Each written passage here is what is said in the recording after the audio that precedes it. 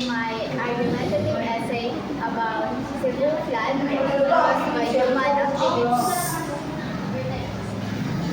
The frequent flooding in Cebu is primarily the result of human activities rather than natural causes.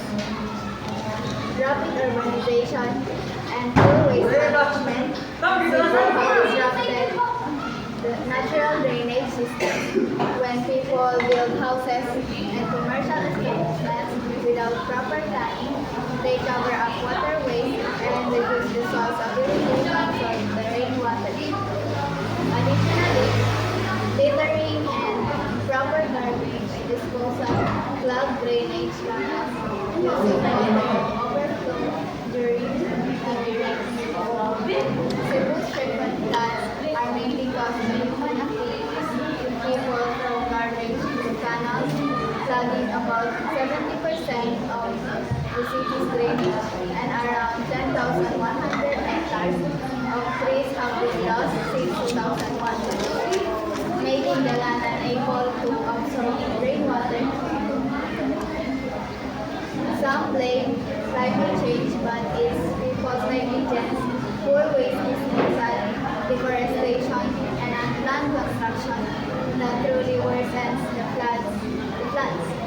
Cebu's flooding is not just a natural disaster, but a result of human irresponsibility.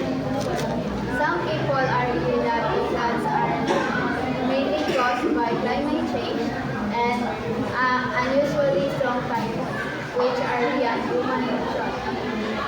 They claim that the increase in rainfall intensity makes flooding inevitable no matter what people do. Although climate change increases rainfall, it is still human behavior that turns heavy rain into disasters. If people dispose of waste properly, follow environmental laws, and respected natural water, flooding will be less frequent. The truth is, because of people responsibility and disregard for environment, not just because of nature, Therefore, the Cebu flood is a human-made problem that can only be solved by changing human action.